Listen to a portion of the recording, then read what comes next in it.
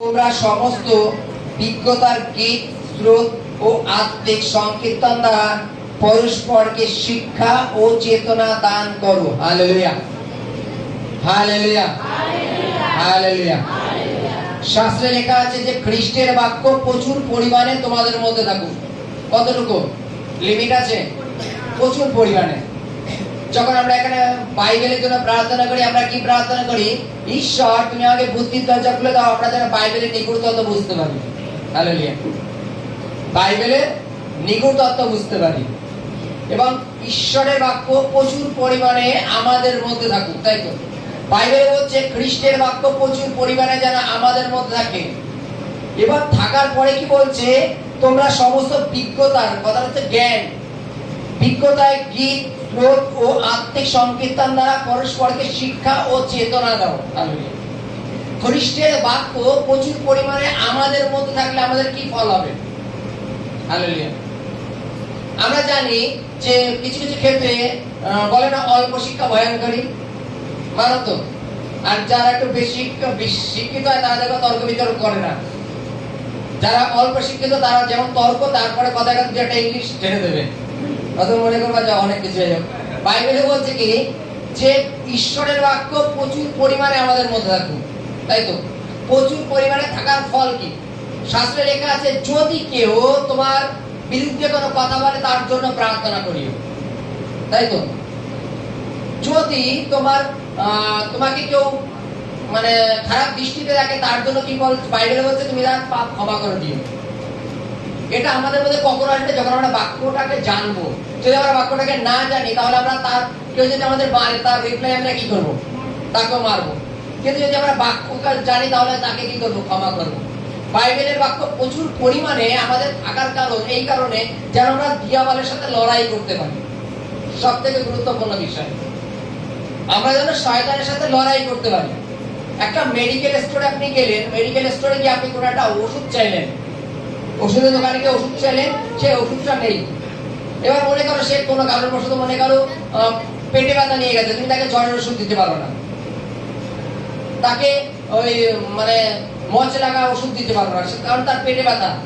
পেটে ব্যথা ওষুধও তোমার কাছে থাকা প্রয়োজন। তোমার মেডিকেল স্টোরে, ওষুধের দোকানে সমস্ত রকম ওষুধ থাকা প্রয়োজন।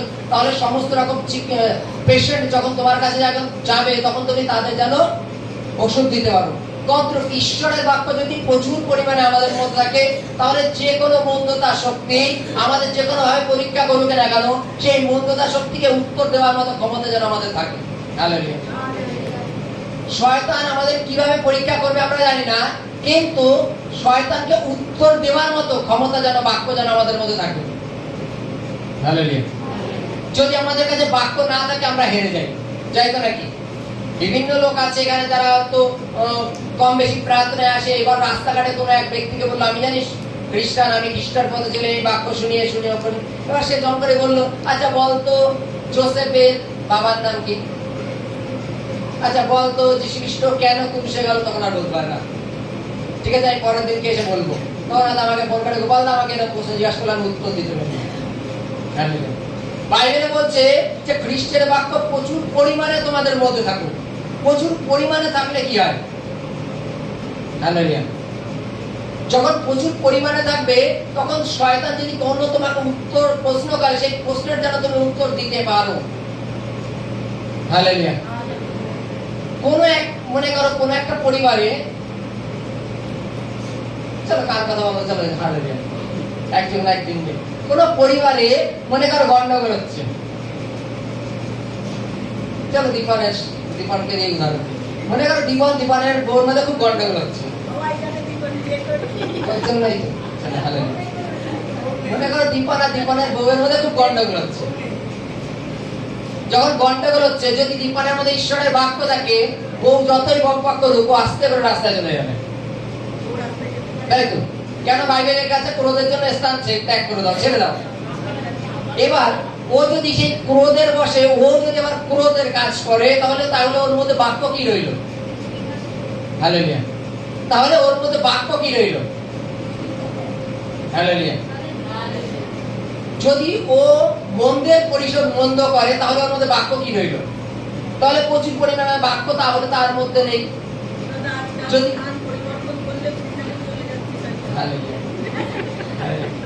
বাইবেলে বলছে মন্দের পরিশোধ মন্দ করিও না, তাই তো নাকি?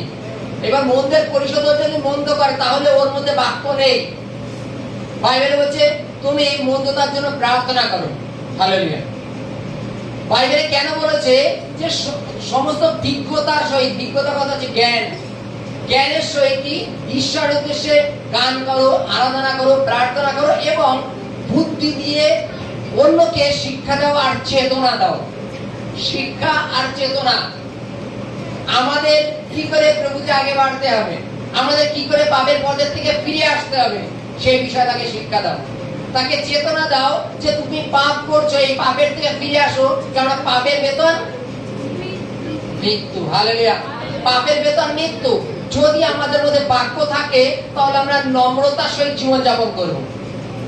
যদি আমাদের মধ্যে বাক্য থাকে তাহলে সমস্ত মন্দতা শক্তি আমাদের সামনে হেরে যাবে। যদি আমাদের মধ্যে বাক্য থাকে তাহলে আমরা অনন্ত জীবনের অধিকারী হব। যদি আমাদের মধ্যে বাক্য না থাকে তাহলে আমরা প্রত্যেকটা কথায় রেগে যাব, প্রত্যেকটা কথায় গন্ডগোল, অশান্তি, বিবাদ তৈরি হয়। আর এই গন্ডগোল, অশান্তি, বিবাদ এটা মন্দতা থেকে হয়। Hallelujah, hallelujah.